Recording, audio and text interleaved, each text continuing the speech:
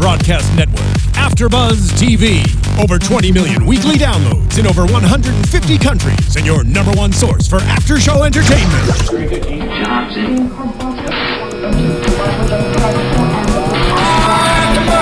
AfterBuzz TV, the destination for TV superfans, producing after shows for over 300 of your favorite TV shows, interviewing celebrities and showrunners, and bringing you behind-the-scenes exclusives. All thanks to E! Entertainment's Maria Menounos, producer Kevin Undergaro, and internet leader Akamai. Now, let the buzz begin!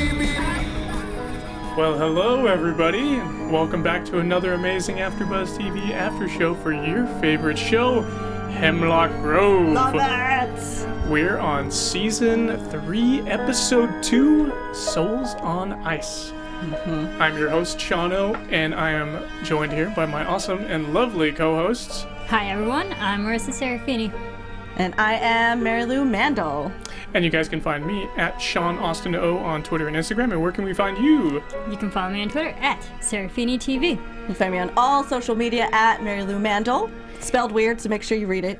Otherwise, I don't know, you'll find me. It is spelled weird. It's the good old Filipino way. It's good old Filipino way with an extra letter because my mom had to be fancy. There you go. And be sure to subscribe to us on YouTube, on iTunes, SoundCloud, and be sure to rate and comment us because that's how we keep the lights on here at AfterBuzz TV. So keep doing that, everybody. We're going to be talking about so many crazy things that happened in this episode. So many. Wow. Let's go ahead and get started with Roman and having Annie sleep over at his place. Mm-hmm. Now, I want to ask, we were supposed to have Camille Depazy, right, in studio, but she canceled on us, sadly. Hopefully she's able to come in. Just rescheduled. Yeah, we'll get her another we're planning on getting her for another week. So, do you guys think they got a little romantic the night before? I don't know, that's so hard to tell. It seems like no, because they were in completely separate rooms, so I'm gonna say no. Yeah, I want to say no too because the whole crazy cracked out meth head or reptoid or whatever that creature is that attacked him probably killed the mood. Maybe. Yeah. I mean, they're a strange breed, but at first, when the scene came up and it was like a mess everywhere, I was like, did they do it? But then I remembered, there was an attack. Yeah. So I was like, no, I didn't think that they did. Yeah. So maybe, they probably didn't do it. But she did clean up. Mm-hmm. She was dressed in his bathrobe, which is very nice. Mm-hmm. I find it interesting how that bathrobe was blood red. And she just looks so much like Olivia. I think that was on purpose. Oh, so you're still on that train. I'm still on that train. Yeah, I still agree with that. Mm-hmm. Okay, I don't know. I'm not going there. They're just physically playing her up to be a someone completely related to Roman. You know, it could have, because we don't know how old she is, right? Mm-hmm. She could be hundreds of years old. Or over a century, like Olivia's probably a couple hundred years old, right? Because we did see her in appears age well, so yeah, we saw flashbacks last season, I believe, with Olivia, and she was like in the Inquisition or like with the French guys, like back in the day. It looked like it was 1400s, 1600s. Yep, still looking gorgeous. And if I was gonna say Camille, if Annie has got this like French accent, if they're playing that as part of the character into the script, she could be from France and she could be half of Olivia's age. It could have been her child. Could be her child when Olivia was in France. Yeah, it very well could be. Yeah, but then when she was talking with Roman about how do you feed, he's like, how do you feed? She's like, I eat when I'm hungry. and she's like, well, nobody taught you how to do this? Like, what about your parents? So she obviously kind of is missing some information on him. Yeah, and with the fact that she's been on her own for so long that she's had to survive on her own, which was really fascinating. If we want to let's jump ahead a little bit and talk a little bit more about Annie. She did say when they were in the mortuary that she had a family. She had a husband and a child. It was a daughter, right? Mm-hmm. And she said that they were taken away from her, aka it sounded like they died in the car crash. Mm-hmm. Right? Yes. Which it's interesting because they must have been mortals then, not Upir, and they died. They died. Well, we know Olivia used to be a mortal. Mm-hmm. Oh, until she died and became and became really. The same thing with Roman. It was a whole thing with her like being bit when she was young. I feel it's like they have to kill themselves in order to become that Upir form. Officially, you have to Upir like form. sacrifice to become it. Yeah. Or like die accidentally and then realize, hey, I'm Upir, I'm not. Or just die in general, because we saw Olivia. She cut off her tail and became an Upir that night. Yeah. And Roman died, and he became full Upir. Wow. My mind is blown. We've been talking about this for 2 seasons, on the 3rd season now, and I never thought about this before. I think it's just like a full death, and then you fully become Upir. Right. But so when then I'm confused. Then Yes. because it's not like typical vampire things where somebody has to turn you. Is this already something that's in their blood, and then once they die, it's already in them? Like you inherit this thing. Yeah. It like activates it. It's Activates the It's kind of like they're That's the best word. going from a worm to a butterfly, pretty much. Yeah. Yeah. In a way. Okay. I get it now. I can feel a little bit more confident. And it's not Okay. something that you turn, like somebody can turn you. Like if I'm Upir and like you die, and be like, oh, Marissa, come join the clan. Yeah. Yeah. Like, no. is it like that?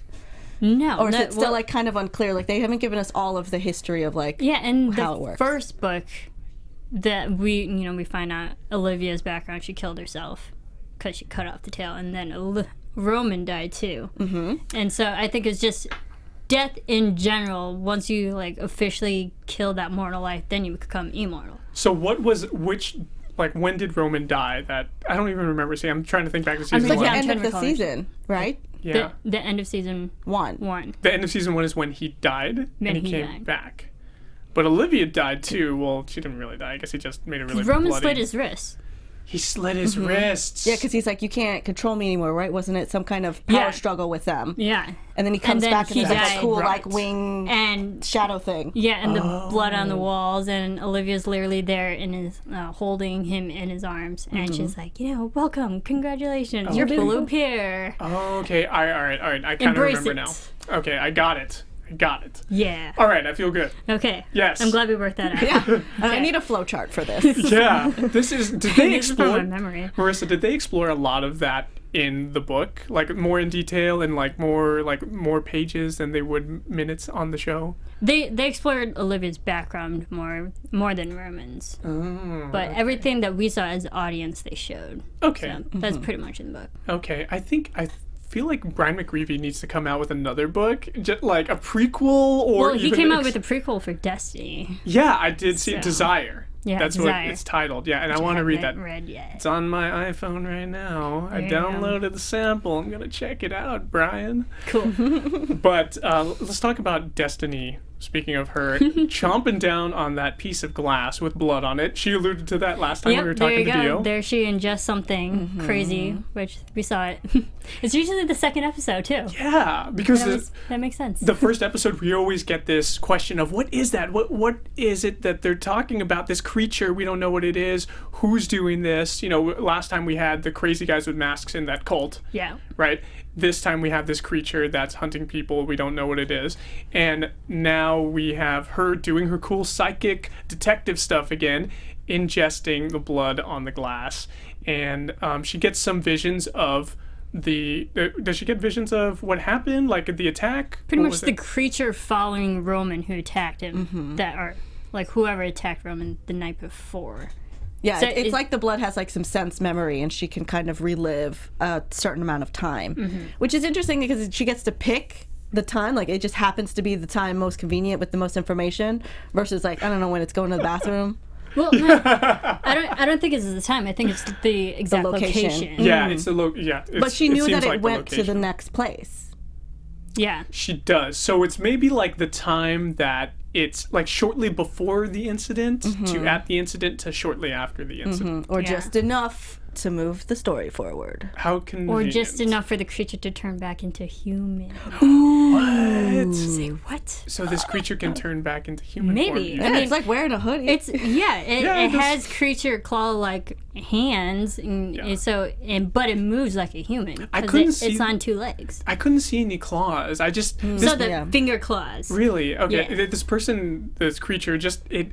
it had a hood on, so I can't see any of the face. It's hard to tell. Yeah, but we do hear it growling and snarling, so we know it's obviously not human. We see from its perspective, first-person perspective, we get to see that it senses the pheromones around Upirs, right? But other than that, we don't know anything else besides that it's attacking Upirs, it's grabbing them, it only feeds on them. It takes out their heart, it seems like. It doesn't seem to, like, slurp them dry. Yeah. It looks like it's taking out their heart or something inside them. Because even Roman said it went for his chest. Yeah. And then we saw Layla at the beginning, that biatch of a mortician. Her chest was ripped out, too, so... Yeah, that's right. Maybe it's something with... It's... That maybe Upir heart is yummy. Maybe it's harvesting hearts. Yeah, like- right? The blood gets pumped through the hearts, right? The Upir heart it's sucking other people's life force, right? So Yeah, it's like artichoke hearts are really like the part you're going for, but you got to go through all this other stuff to get to it. and you gotta boil them before you eat them, otherwise it could be I poisonous. know, but this one's eating it raw. This creature's like, I don't care, give it to me. Whatever this creature is, we still don't know. So they get to the mortuary later on, and we see Destiny try to do more psychic stuff, but she's not successful. Annie contributes in that department now because the mortuaries and bloods and emergencies are her specialty because she's an emergency room nurse, right? Yeah, ER nurse. That actually makes sense because I love the line when she says half the morticians in the country are all Upirs. It's like that completely makes sense how the Upirs got through all these generations in literally the public eye. And they're hidden in plain sight. We just never thought of it. Yeah, exactly. No one wants all those jobs. They're weird jobs anyway. And that's, you know what? That makes sense. Layla, that was the mortician, right? Yep. Why she was trying to kick her trainee's ass and make him not want to be there because she wants to have the place to herself. She wants to. Well, that was blood spattering where she could have been drinking it, but it got splayed all over the place. Yeah. But it ended up being that she got killed anyway, so I guess it doesn't matter. Yeah. Well, she kind of had it coming. Her attitude. I think I have in my notes. She's gonna die, and then she's dead. Yeah, you said that, right? It's right there. Yeah, there you go. Oh, she's dead. She's just as bitchy as Roman and Olivia. Come to think about it, maybe that's the way most Upirs They're are. grumpy. Attitude. Annie's not like that, though. She seems a little bit more morose and melancholy. I guess she lost her family, so maybe that's why she's like that. Yeah, she might just be emotional. Yeah. Sensitive. She's got the feels. Yeah. She can feel people. She can feel feelings. Was there anything else about Roman or Annie that you guys wanted to discuss? Other than the fact, after when they got attacked by the creature in the mortuary, he goes into a seizure. That's right. Roman goes into a seizure. It's totally unexplained. We have no idea. Obviously, it's going to be brought up next time what it is. But I was surprised because they fended the thing off and then they killed it, obviously. Nice Destiny sticking that machine in him. Yeah. Draining out it could be a woman, who knows, but whatever draining it the was. blood, actually using it was very effective. That was cool. And they used what they had there in the mortuary. So that was nice. It wasn't just some like Deus Ex Machina out of nowhere. It was like well written. Yeah, and we had seen that earlier and saw it how it worked. It's not a surprise of like, oh, you stabbed a pipe into him, and now it's Right. I actually have a prediction to that, but Save it for the end of the show. we'll get there. So let's talk about Peter and the caviar situation. So we know Andres is stepping on the caviar, aka he's doubling it or adding more than he should be, and pretty much screwing over the Croatians to get more money out of them, right? Yep. So this is dangerous territory that they're treading into, and Peter doesn't want any of it. Am I right? He wants Andres to be safe, and Well, he just wants them to be honest, because when they find out that they were lying, the Croatians are gonna ass rape them with picks. yeah. So- Is that what they said? Yeah, that's what they said in the first episode. That was Not so in this good. episode, but in the first one. Good reach back. Yep.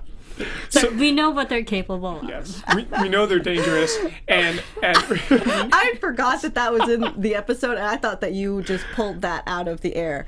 And I'm like, man, I will never cross Marissa. but we get a face to the Croatians now. One of them is a Yeah, we very gorgeous-looking Croatian woman. I feel like I've seen her in another TV show or something. Maybe. But I have seen the actor who plays the Croatian lead mob guy, and he's in the show Helix on Sci-Fi, and he played with the security guard in the first season / his twin, who's like this Inuit Alaskan native guy. Drama. Yeah, Anyway, so I thought it was so cool to see him. I was like, oh, I know that dude. I don't know the actor's name, but I loved him as his characters in Helix.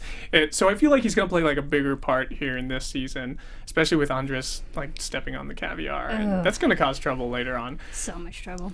But they have the tongue step in, and we thought they were like gonna get away with it, and they have the tongue step in, and that adds another level of danger, right?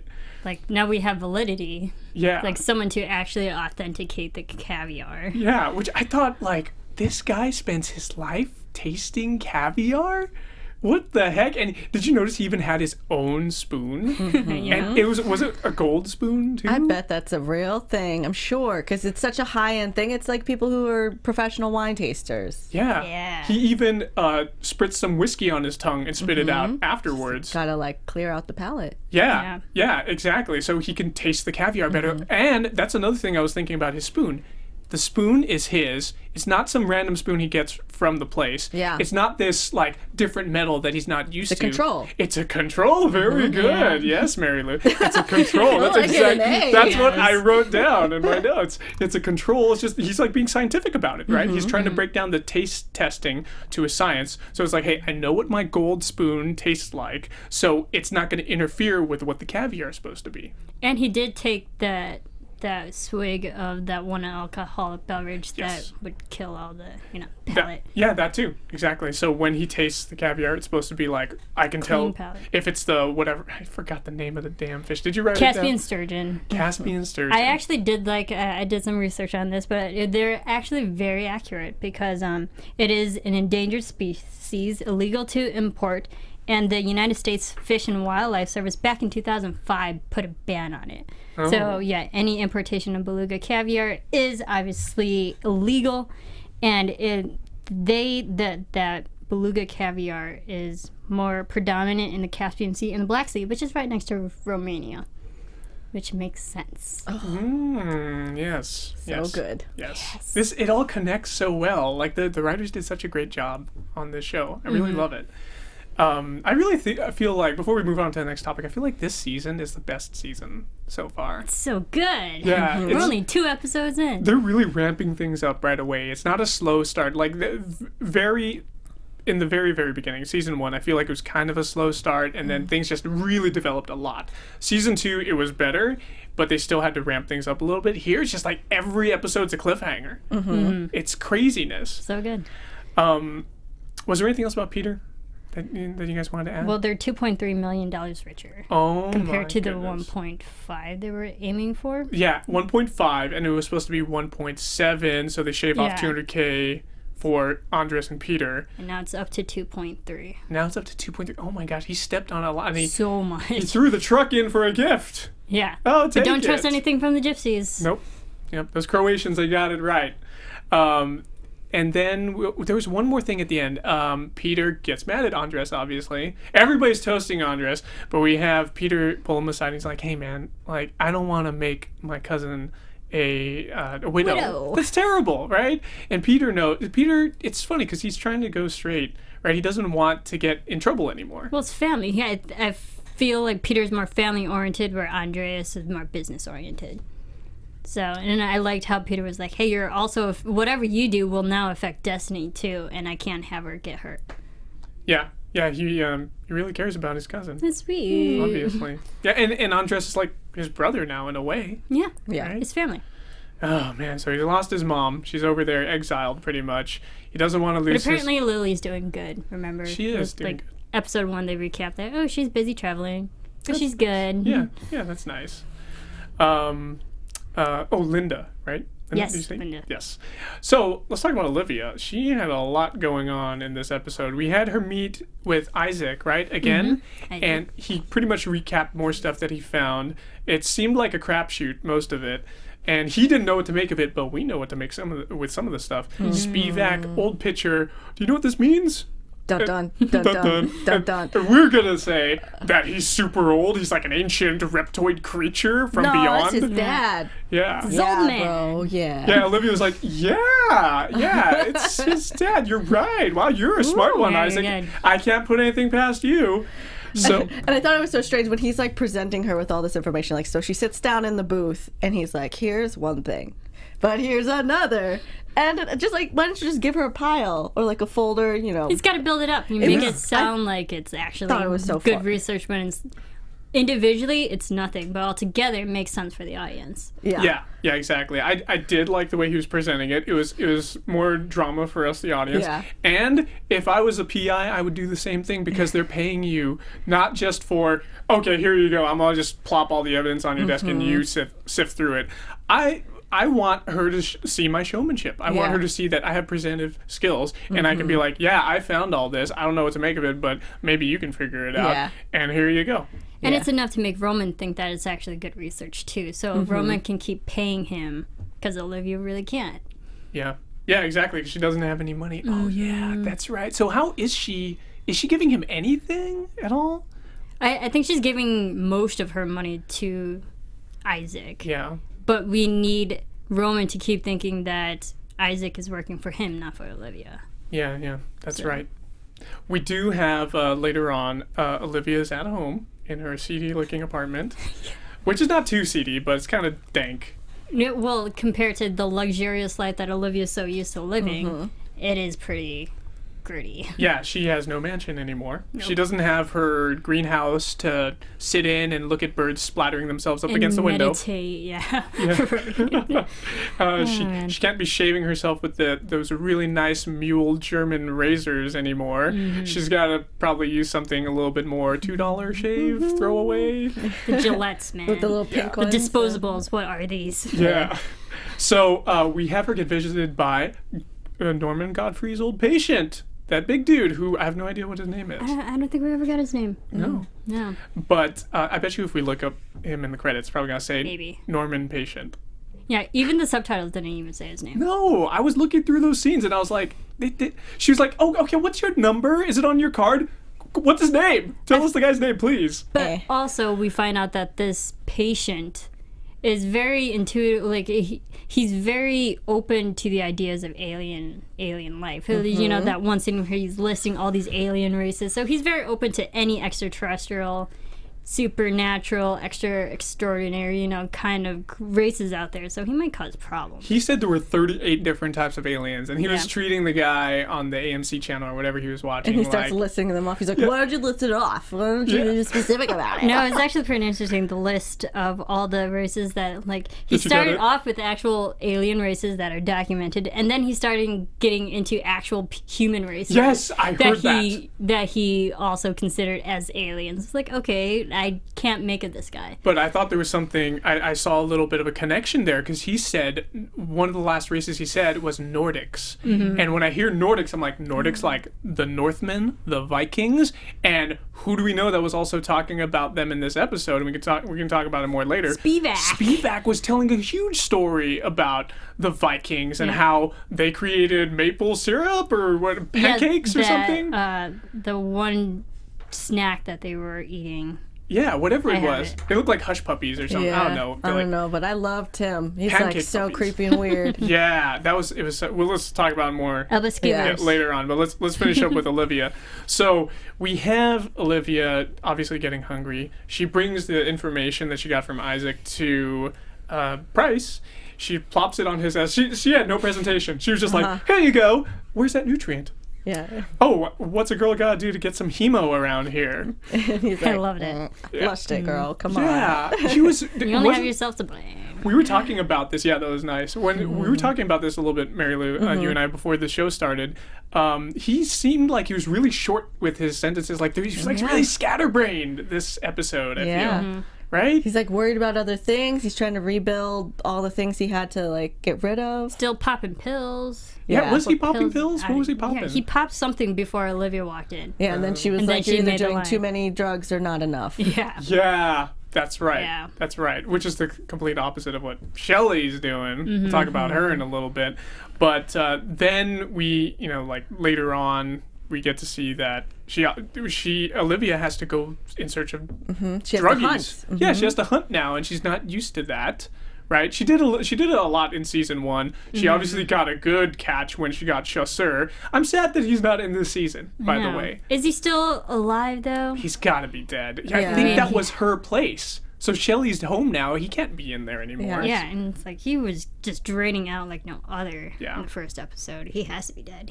See, she should have saved some of that blood for later on. Well, that was before she flushed the nutrient. Or got the nutrient flush. Yeah. Because of her. I mean, Shameful. the joke's on her, really. Yes. Yeah. It really is. You're right.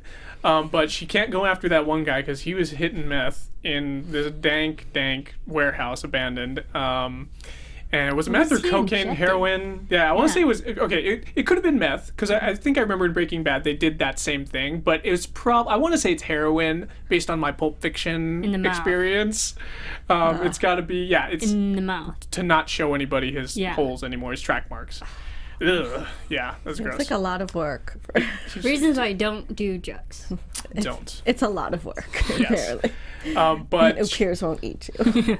but True. we find out that Olivia's sick, and it seems to have happened even after, like right after she went to the patient's house. She tried to take a chunk out of his neck. It sounded like an apple bite, by the way. Yeah. And she Maybe. threw up the She's blood. got an allergic reaction. Yeah, all over his carpet, and that's what he cared about more. His carpet getting messed up than her trying to take a bite out of him. But then she tries to get some more hemo, like real blood this time. Good old AB positive from Dr. Price, and he's a little bit more put together now in that scene, which I like that A scene. little bit. Yeah, and he's actually wearing a blazer finally. So then what does he end up saying? He says something like, he said something really funny. I'm gonna talk about later on in my little segment. But he pretty much says like, hey, what's going on? Like, oop here that's allergic to blood? Like, this is interesting. What was it? Somebody said it earlier. It's like I'm interested in the novelty, or I'm Pretty intrigued. by I'm the intrigued by the novelty. novelty. Yes. Of a blood intolerant Upir. Yeah. Because like how he's like what do I eat? He's like I don't know, girl. Maybe a hamburger. Price doesn't have all the answers anymore. Yeah. There's Nope. something going on with him too. Everybody has something going on with them this season where they're like almost the opposite of how they were last season, which is so fascinating to me. Let's talk. Was there anything else about Olivia that we want to add? Yeah. What? No, just that the fact that she can't take more. But the photo that Olivia gives to Price that has the list of everybody's names. I actually wrote that down. I'm not sure if it, but we saw the Essex Conference of Epidemiology. Epidemiology. Epidemiology. Yeah, June 4th, 1946. Oh, back 70 in World War II years ago. status. Yeah. And lime plum. What the heck does that mean? Lime plum. Yeah, that's what he was Yeah, saying, it's right? Lime plum. Yeah, see, he's almost as scatterbrained He's as... a mad scientist. Yeah, he's almost as scatterbrained as his mind when it was disembodied in the Greek guy last episode, right? Yeah. Yeah, well, because maybe those experiments are causing him to like break apart even more. You know what? We're not around Price with whatever he's doing. You know, like he's doing his mad experiments in the basement. He could be putting his brain consciousness and storing it in hard drives and then putting it back in himself. And then he's just like screwing up his neurons or something. Like Maybe. the data's corrupted, it's messing up his system. Yeah, exactly. He's getting all kinds of computer viruses in his brain. I would watch the Price show though. I think we all would. I totally would.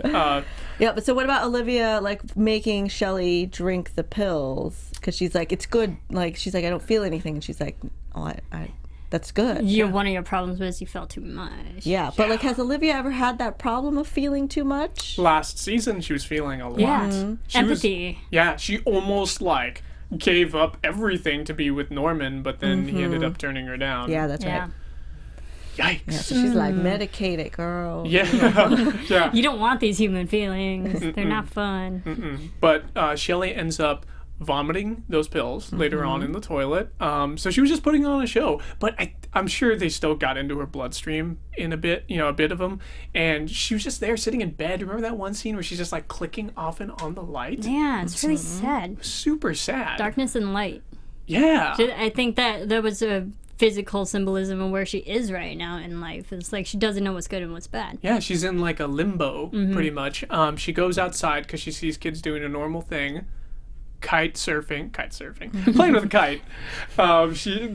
She goes to help him, and the kids obviously are afraid of her, which is terrible. But she does look like a monster, right? Yeah. That's what I think is so fascinating about this show, is that the characters are all monsters, but we identify with them so much because we've like seen them for 3 years, pretty much. Yeah. Mary Lou, did you have something to say? With the kids that were scared of Shelly, that I kind of didn't expect them to run away from her because she's been on the news now. People know what she looks like. And Yeah, but kids don't watch news. Yeah, but they might have been exposed to it. Like I almost, because the guy who's the patient had said like, oh, I was Team Free Shelly. Yeah. Like he recognized her. And if it's that much of a thing in this town, that a kid might be like, oh, that's Shelly. Like for some reason, like maybe it was glorified, and that she was going to get a little nugget of love, is what I thought was going to happen there. But then them running away, I felt was like an easier choice, but it leads to her next decision. See, that's interesting that you bring that up, because I feel like the kids, they're outside playing, they probably never watch TV, and that dude is a couch potato, always watching TV, Yeah, so it's that's true. probably the difference. And I think it's interesting that these kids are afraid of Shelly, whereas all of season 2, there was that one kid that Shelly befriended who was probably the same age, and that kid wasn't afraid of her at all. Yeah. So I think it just goes...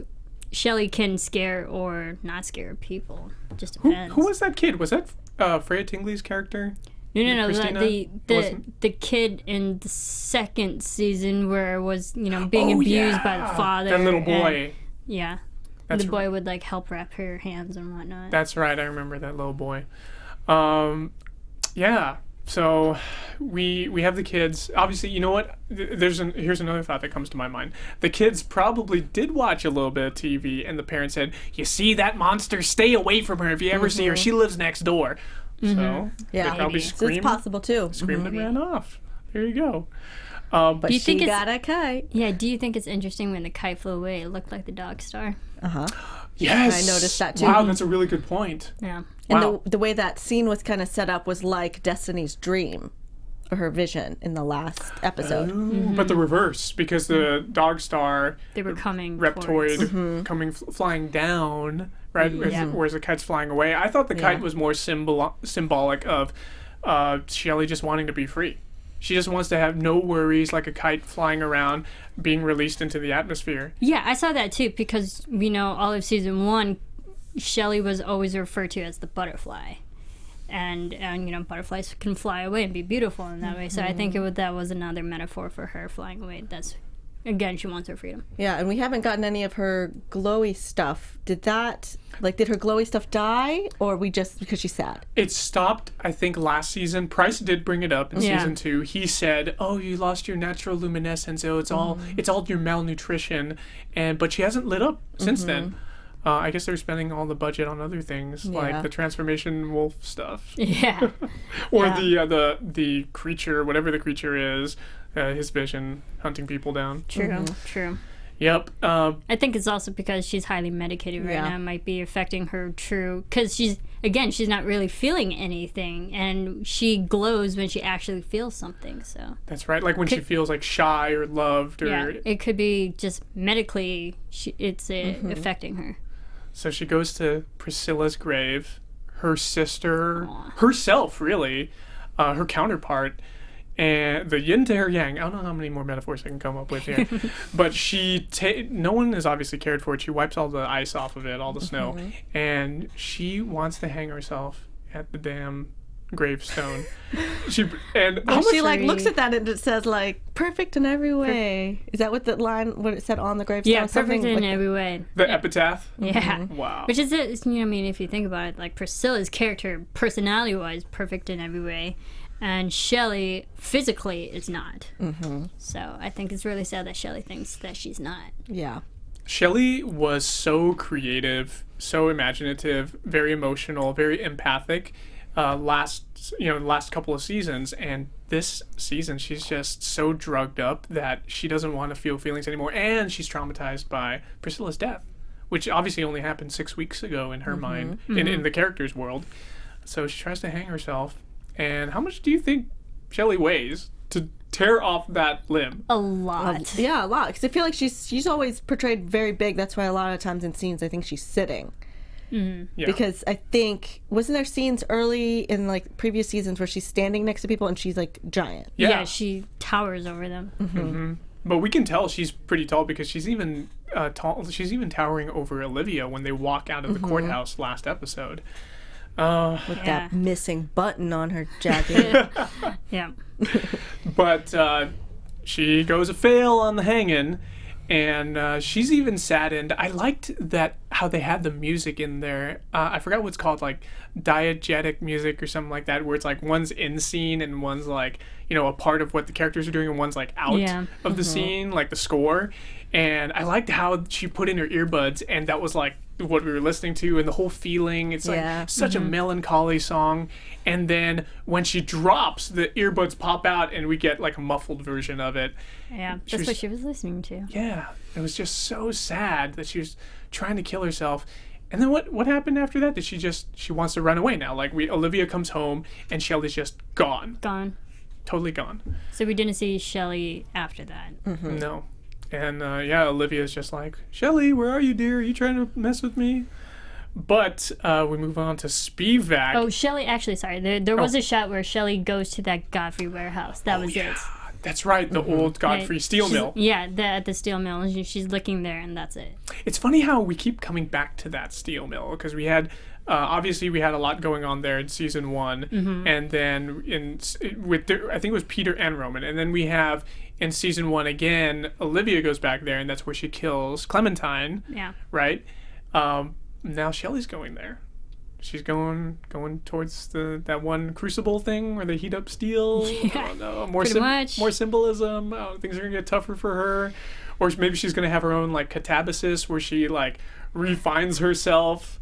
Right. Oh, wow. Bringing it back. Yeah. Yeah. I like it. Spivak, we finally get to see him and Miranda this time, right? And the little baby, Nadia, and the nurse, Pearl. Nadia looks so happy. She does. She's grown up so much in 6 weeks, right? She's got like a full head of hair. It's like, yeah, but she's like a magic baby. Yeah, that's right. Yeah, that's right. Yeah, she really... She generates faster than... Or like grows faster at a faster rate. Yeah, I think so, right? And then we have Miranda. I wanted to say Madeline Brewer. We have Miranda there across from Pearl. Pearl puts up a fight with a fork in Spivak's neck. Doesn't succeed worth anything, and he spits acid on her. Oh my god, and so gory. I watched that scene like 3 times because it was amazingly gory. It was awesome. I was like, yes. See, there's where the budget for special effects went this episode. Yeah, face melting. Very reptilian-like, though. Yeah. Spitting acid. That's right. Oh god, it's so gross. Right, but even like going into that scene and the way that he's talking, they're all in these matching sweaters, like that he's probably like forced them to wear, I'm sure. But he's like, we're a little family. We're supposed to come out here and it's gonna be great. Yeah. And I was thinking that if like both of them were just like terrified, right? And understandably so. But if one of them had taken a different approach and just been like, what's really great? Snowmen, like, and just played along with it just to like put him at ease. Put him at ease. I wonder how that would go down. Placate him. But we also find out that he's been drugging up Miranda too. That she's taking corticotropin, norepinephrine, and vasopressin. Wow. Which all of them are, they release hormones and whatnot that control stress response. Yep, they sound like neurotransmitters. Yeah, neurotransmitters. It pretty much cancels out that whole flight or fight response. Oh, yeah. So even if they were emotionally stressed, that they're so drugged up that they can't fight back. That's right. Pearl obviously did not have it activated that much in her if she was being drugged up at all. Yeah. But we had her, after her face melted, he threw her in that side room. It looked like a laundry room.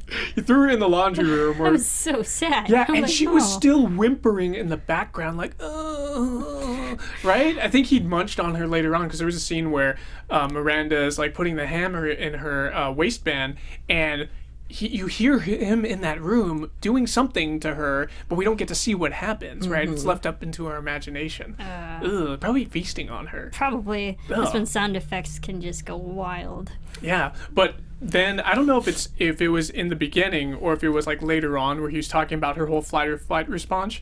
It was after she fled. Yeah, and okay. then that's when we find out she was drugged. That's right. And then he talks about all that stuff, and then he was just like, yeah, I loved how he did that because it really broke down her actions to like the most medical, like biochemical terms. I thought that was so fascinating how he did that. We really show that he is not only a monster, but he's a doctor too. Probably even more brilliant with more experience than Price, because he's been around for who knows how many centuries, right? Yeah, I mean, he was at that Essex, summit back in 1946. Yeah.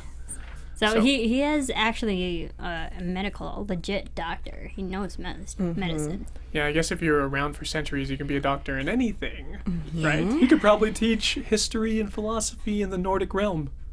He could. If I were immortal, I'd probably just keep getting degrees in everything. Oh, yeah.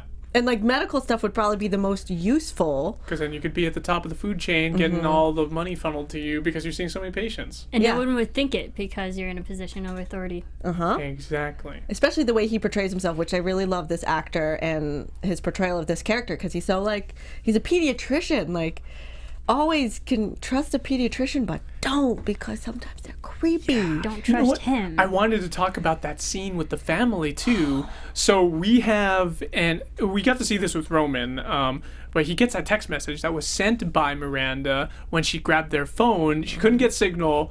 I thought that was so funny. It's like if some girl walks away with my phone, I'd be like, bitch, give my phone back. What are you doing? Where are you going? She looked like she was in distress, like, you need a ride somewhere? I don't know. Like, I would maybe help she her. would kill somebody, but she seemed like, what's she like, a buck 10? Like, Yeah, I was just so. very upset with Miranda. She had plenty of enough time to call 911 instead of sending a text to Roman. Yeah. She had plenty of enough time. Yeah, I did. Yeah, and it would have worked too. If she called 911, it would have went through. Even if there's no signal, there's always an emergency signal, not just like regular cell phone service or whatever, right? So she ends up sending a text. Spivak sees when he has the family captive. There's kind of captive, right? Yeah. And he sees, oh, you sent a message. Oh, okay, there you go, sir. She goes back to the house, right? I don't think he takes her back there. Like, doesn't he say run along or something? I forget what happens. No, he said get in the car to warm up. Oh, yeah, that's right. And the family gets left there. We don't get to see anything until later on. They're frozen. They're freaking frozen. What the heck happened? What did he Souls do? on ice. Yeah. That was so weird. And why did the director choose to spend so much time just like the cinematography of that scene going over them? Yeah, it was beautiful, but it's also like so like scary at the same time. It was purposely eerie, and the fact that the close-up of all the eyes and whatnot, it shows the audience it happened super fast compared because all their eyes are wide open. Yeah. So it probably happened instantaneously. They weren't putting up their hands in fear. They didn't expect it, whatever this was. So they must have been just going. We didn't see the man's hands, the husband's hands, if they were on the wheel or not. No, I don't think they were. Yeah. It felt like they just, they all got in the car, and then Spivak did, whatever his reptile magic. And His hocus pocus. souls on ice. His necromancer reptile magic. Yeah, you know what I'm saying. Yeah. So, yeah. Literally Abracadabra, cold-blooded. souls on ice. Freeze, people. And the thing is, though, little Miranda, though, he's like, go get in the car. She could have got in the car and Took off. scooted off. yeah. She could have ran him over.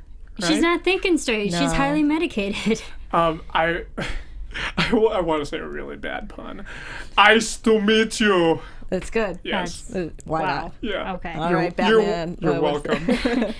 I find it. Okay, what did you think of the text message that she actually sends to Roman? So what was it? They didn't Hemlock No, smorgasbord. Helmet smorgasbord. Helmet smorgasbord. So smorgasbord. is that the location Maybe. of the Or forest? code word. Or because the audience only sees the shot HEL, where we think it's help. But Yeah. later on, when we read the full message, it Yes. says helmet smorgasbord. So I think it must be the location, right? I don't Might know. be. All I can think Maybe a about. clue to something else. Yeah, I think it's a location in the forest somewhere. They must be outside of town. Who knows? But the only thing I can think of is back to Tremors, that 1990s movie, and he says, "This valley is one big smorgasbord." That's all I can think about. That's where I learned the term. Get a few shotguns and shoot everything. Yeah, so maybe they're in a valley. Go up on a roof. just shoot the crap out That of Trevor everything. movie scared me so much, though. 'Cause I was like, I don't want to walk ridiculous. outside. Maybe they're in a. little. Yeah, I know, me too, right? Maybe they're in some kind of snowed-in valley that's like just like this one long valley. That's what the smorgasbord thing means. You know what's funny? I was trying to look up what the heck Hemlock smorgasbord means, and I actually came across a website where it's called Dogstar, Oh, but creepy. it's Dogstar Smorgasbord, and it's for snowboarding with helmet and snowboards. Interesting. So it very well could be a place or just a utter coincidence. It could be. I wanted to I bring. can't wait to see. Yeah, I know Might we be need to. reaching there, but I don't know. I wanted to take it back a little bit to where we have Spivak get hit over the head by the hammer that Miranda had. Awesome.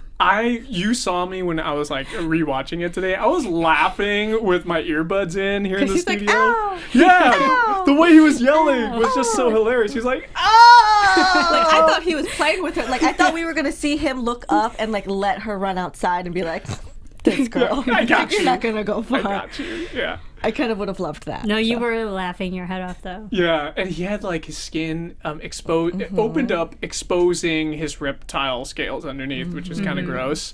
Then later on, he has to wear that silly-looking beanie. Yeah, I mean, it was just kind of. At this point, Spivak physically isn't intimidating. So I think it's just his nature and what we know he's capable of, or the potential of what he's capable of, is more scary than his actual appearance. Yeah, I feel like he was scarier. I don't know. It goes between being like funny and comical to being super scary and threatening in some scenes. So Yeah, which now we know he can spit in your face and melt it off. So, I mean, that's pretty intimidating. gross. Yeah, and also with Nadia, we see that quick shot of Miranda changing her diaper, but Nadia has like 2 slits that look like kidney slits. That's right. Like, so maybe they're operating on Nadia. harvesting her. Harvesting for her some organs, reason. who knows? But they were like kidney slices on the side of her stomach. I'm like, what are you doing Maybe to she her? regenerates. She's just a baby. Maybe she Right. grows back her her stuff, her organs. I get. And they use. But yeah, that baby looks so happy. Yeah. So happy, She's but like, I love these jokes. They're great. she doesn't know she's being used in medical experiments. Yeah. Yeah. And then where is he taking her at the end? This like sparkling maybe pool? I don't know, because all we really Basement? see are lights. Yeah, in the basement somewhere. Oh gosh, it's so weird. I don't Yeah. know. Let's talk about. Well, before we get to our predictions, I wanted to do a really quick, like less than 1 minute segment on Dr. Price's ridiculous quotes. I love him. Amazing. Don't we? We just love Dr. Price. Oh, well, I'll watch the Price show all day long. Feeding from a transient? That's the medical equivalent of drinking water from the Ganges.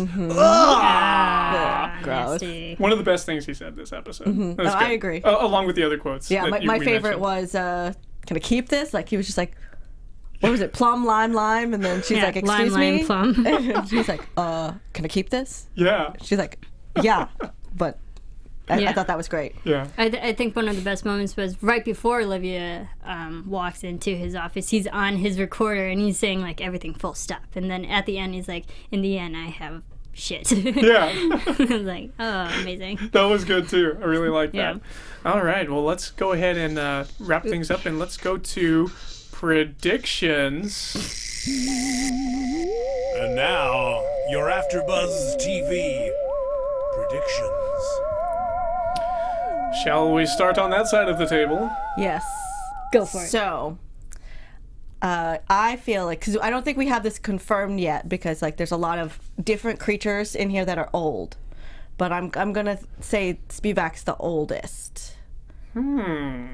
Just because we're just now starting to delve into what his history is, I feel like we're gonna get something with him that he's just gonna be like super ancient, or from maybe actually an alien. Did you look at my notes? Is this yours? Yes. Oh, Okay, that's a good one. I really Okay. like that. Props to Okay. that, Mary Lou. Interesting. Okay, I have a couple one. The whole epidemiology. I keep Epidemiology. Yeah, there you go. I keep butchering it. That we know Spivak specializes in that, so he's studying viruses and anything that can ultimately become an epidemic.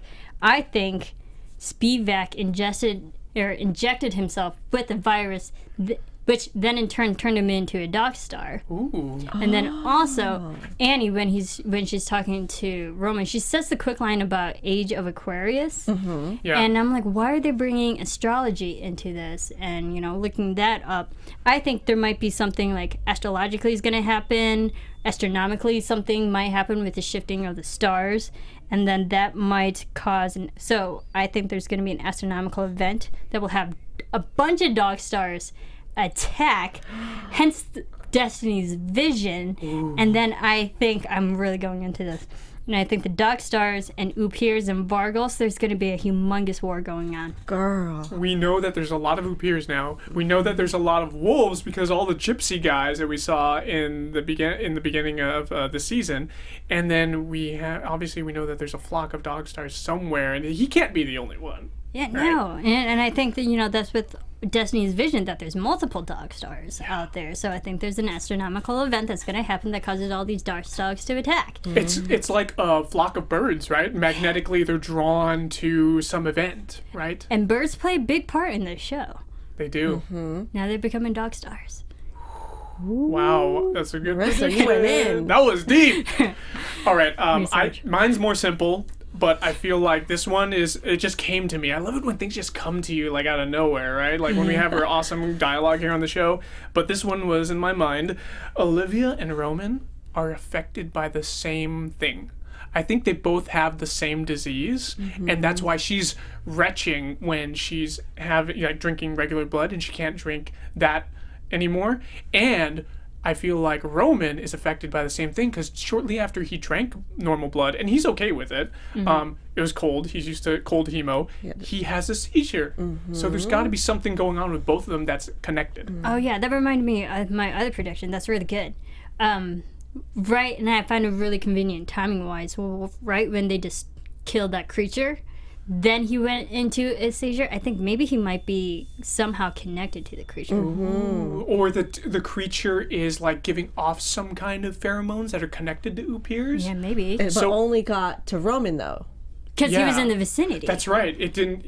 Because he was the one who's being attacked first, but he got him. He he was the target. Like Roman was the target. So I don't know. I can't wait to see what happens. Annie wasn't affected. But it also went after Annie too, right? It pulled her aside, and then Roman and Destiny came in. Yeah. So that's why I think the Roman personally is connected to this creature that's attacking everybody. Wow. We have so many good predictions this time, guys. Yeah. Wow, this is amazing. Well, let's go ahead and wrap things up here at our Hemlock Grove AfterBuzz TV after show. Where can we find everybody on that side of the table? You can find me on all social media at Marilou Mandel, MARIELOUMANDL. And you can follow me on Twitter at Serafini TV. And you guys can find me at Sean Austin O. That's SEANAUSTINO on Twitter and Instagram. And be sure to look out for my book, City of Angels and Discontent. That's going to be coming out whenever my editor gets it back to me. Come on, man! I want to read it. Yes! Thanks so much, guys. From executive producers Maria Menounos, Kevin Undergaro, Phil Svitek, and the entire AfterBuzz TV staff, we would like to thank you for listening to the AfterBuzz TV network. To watch or listen to other after shows and post comments or questions, be sure to visit AfterBuzzTV.com. I'm Sir Richard Wentworth, and this has been a presentation of AfterBuzz TV. Buzz you later. The views expressed herein are those of the hosts only and do not necessarily reflect the views of AfterBuzz TV or its owners or principals.